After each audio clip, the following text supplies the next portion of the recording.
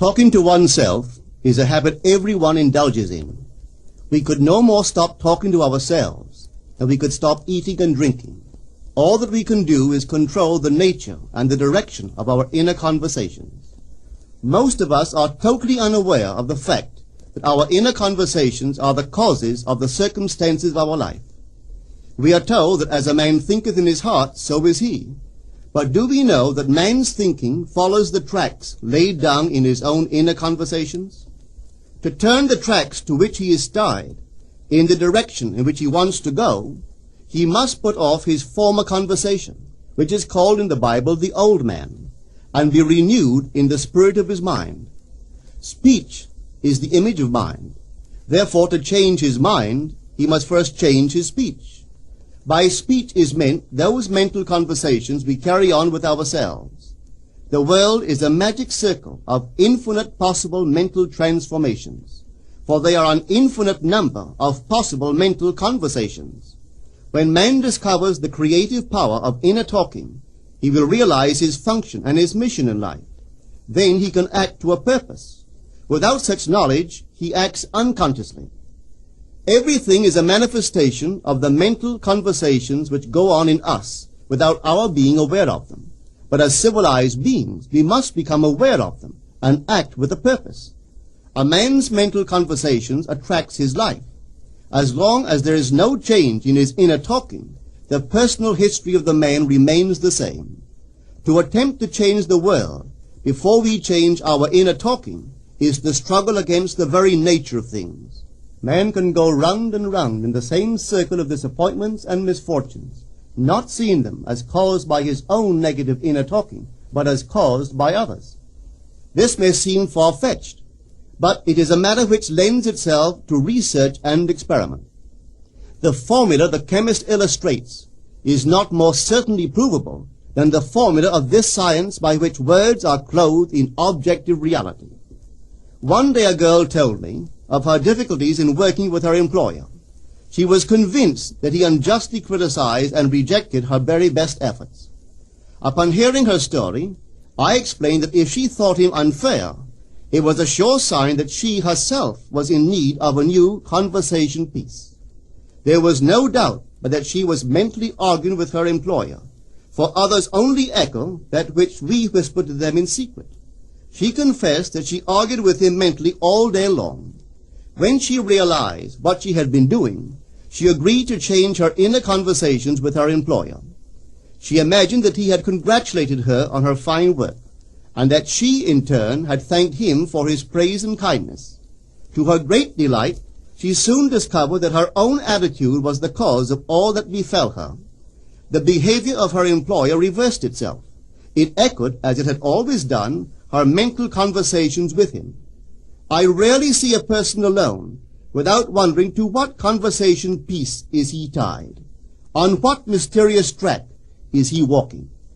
We must begin to take life consciously, for the solution of all problems lies just in this. The second man, the Lord from heaven in all of us, is trying to become self-conscious in the body, that he may be about his Father's business. What are his labors?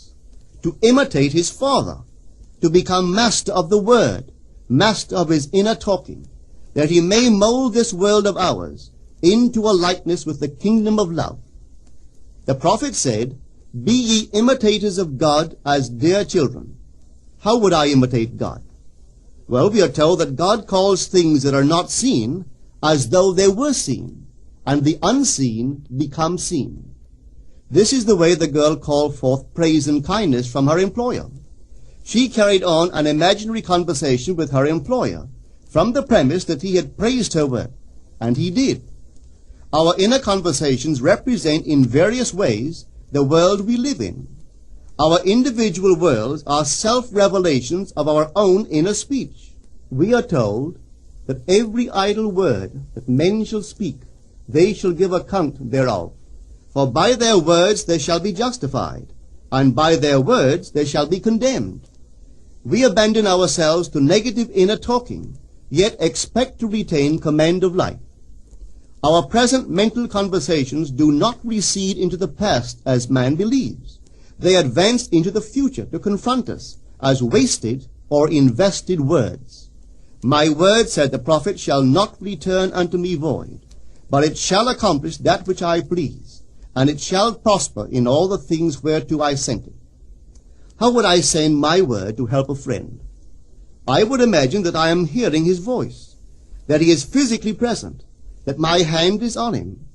I would then congratulate him on his good fortune, tell him that I have never seen him look better. I would listen as though I heard him. I would imagine that he is telling me he has never felt better, he has never been happier. And I would know that in this loving, knowing communion with another, a communion populous with loving thoughts and feelings, that my word was sent, and it shall not return unto me void, but it shall prosper in the thing whereto I sent it. Now is the accepted time. Now is the day of salvation. It is only what is done now that counts, even though its effects may not be visible until tomorrow. We call not aloud, but by an inner effort of intense attention. To listen attentively, as though you heard, is to create. The events and relationships of life are your word made visible. Most of us rob others of their willingness and their ability to be kind and generous by our fixed attitudes towards them. Our attitudes unfold within us in the form of mental conversations. Inner talking from premises of fulfilled desire is the way to consciously create circumstances. Our inner conversations are perpetually outpictured all round us in happenings. Therefore, what we desire to see and hear without, we must see and hear within, for the whole manifested world goes to show us what use we have made of the word. If you practice this art of controlled inner speaking, you too will know what a thrill it is to be able to say, and now I have told you before it come to pass, that when it is come to pass, ye might believe. You will be able to consciously use your imagination to transform and channel the immense creative energies of your inner speech from the mental, emotional level to the physical level. And I do not know what limits, if any, there are to such a process. What is your aim? Does your inner talking match it? It must, you know. If you would realize your aim, for as the prophet asked, can two walk together except they be agreed? And of course the answer is no, they cannot. The two who must agree are your inner conversation and the state desired. That is, what you desire to see and hear without, you must see and hear within. Every stage of man's progress is made by the conscious exercise of his imagination, matching his inner speech to his fulfilled desire. As we control our inner talking, matching it to our fulfilled desires, we can lay aside all other processes. Then we simply act by clear imagination and intention. We imagine the wish fulfilled and carry on mental conversations from that premise. The right inner speech is the speech that would be yours were you to realize your ideal. In other words, it is the speech of fulfilled desire. Now you will understand how wise the ancient was when he told us in the Hermetica, there are two gifts which God has bestowed upon man alone and on no other mortal creature. These two are mind and speech, and the gift of mind and speech is equivalent to that of immortality. If a man uses these two gifts rightly, he will differ in nothing from the immortals. And when he quits his body, mind and speech will be his guides, and by them he will be brought into the troop of the gods and the souls that have attained to bliss. With the gift of mind and speech, you create the conditions and circumstances of life. In the beginning was the Word, and the Word was with God, and the Word was God. The Word, said Hermes, is Son, and mind is Father of the Word. They are not separate one from the other, for life is the union of word and mind. You and your inner talking or word are one. If your mind is one with your inner conversation, then to be transformed in mind is to be transformed in conversation. It was a flash of the deepest insight that taught Paul to write, put off the former conversation, the old man, which is corrupt, and be renewed in the spirit of your mind. Put on the new man. Put on the new man and be renewed in the spirit of your mind is to change your inner conversation, for speech and mind are one. A change of speech is a change of mind. The prophet Samuel said, "The Lord spake by me, and his word was in my tongue." If the Lord's word was in the prophet's tongue, then the Lord's mouth that uttered the word must be the prophet's mind. For inner conversations originate in the mind and produce little tiny speech movements in the tongue. The prophet is telling us that the mouth of God is the mind of man, that our inner conversations are the word of God, creating life about us as we create it within ourselves. In the Bible you are told that the word is very near to you, in your mouth and in your heart, that you may do it.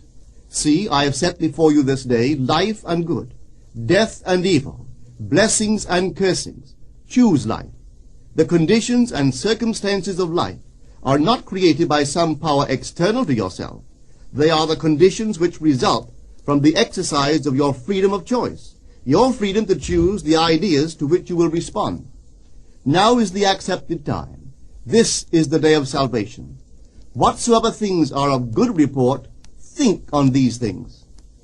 For your future will be formed by the word of God, which is your present inner talking.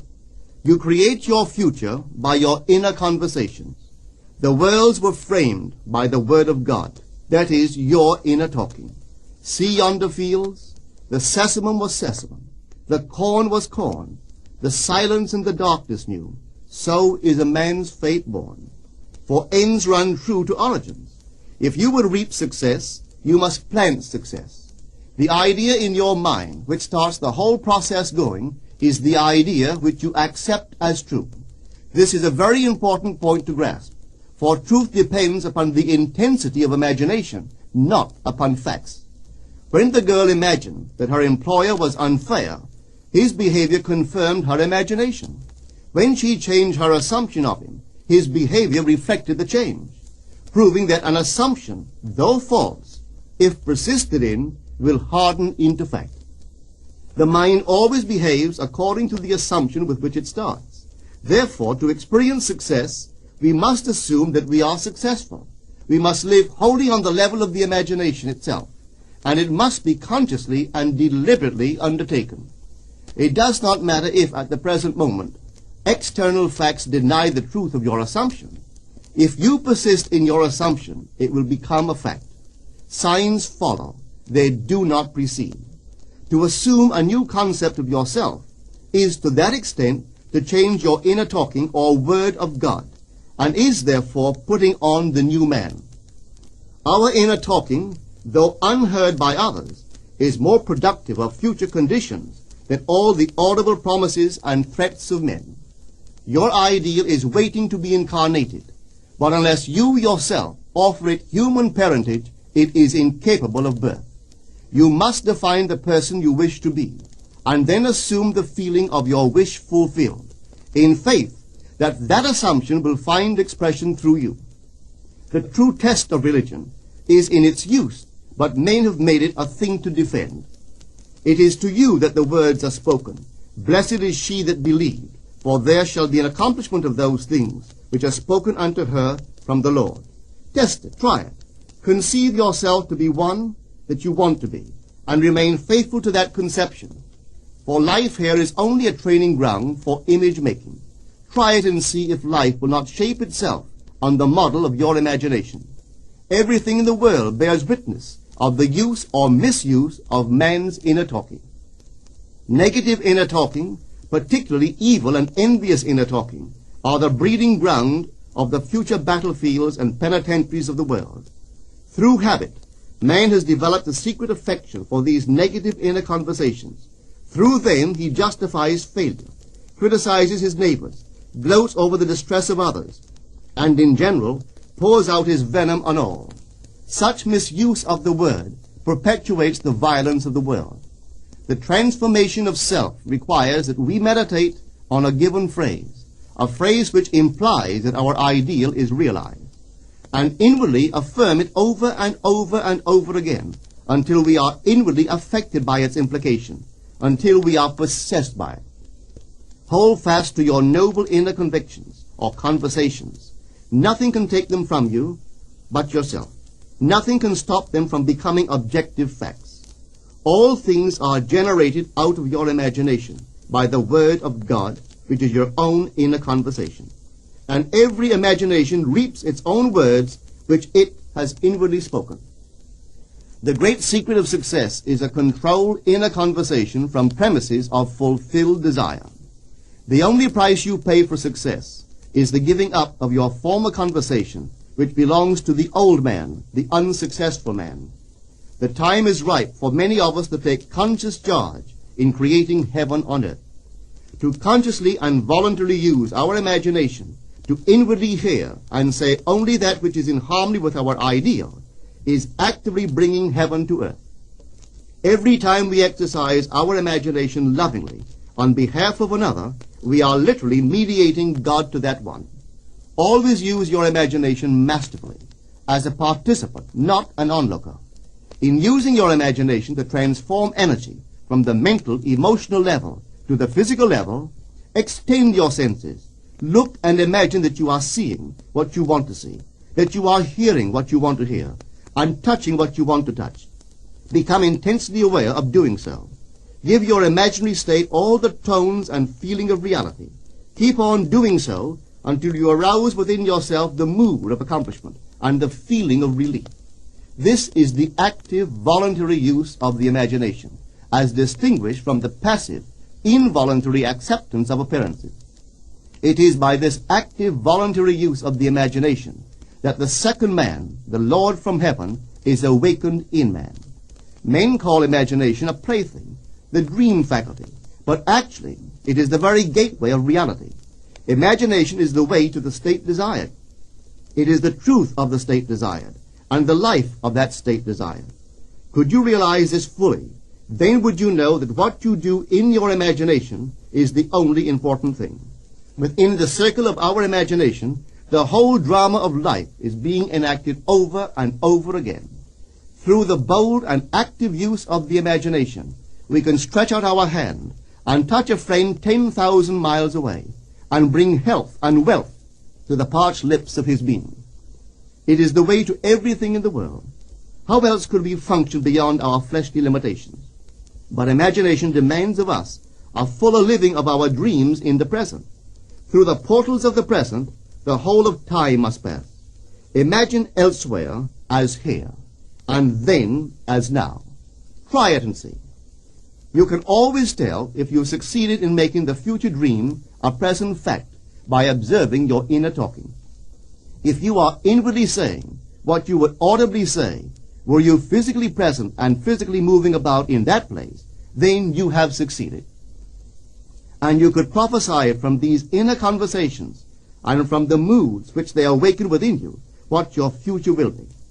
For one power alone makes a prophet, imagination, the divine vision. All that we meet is our word made visible, and what we do not now comprehend is related by affinity to the unrecognized forces of our own inner conversations, and the moods which they arouse within us. If we do not like what is happening to us, it is a sure sign that we are in need of a change of mental diet. For man, we are told, lives not by bread alone, but by every word that proceeds from the mouth of God. And having discovered the mouth of God to be the mind of man, a mind which lives on words or inner talking, we should feed into our minds only loving, noble thoughts. For with words or inner talking we build our world. Let love's lordly hand raise your hunger and thirst to all that is noble and of good report, and let your mind starve ere you raise your hand to a cup love did not fill, or a bowl love did not bless, that you may never again have to say, "What have I said? What have I done?" O all-powerful human word.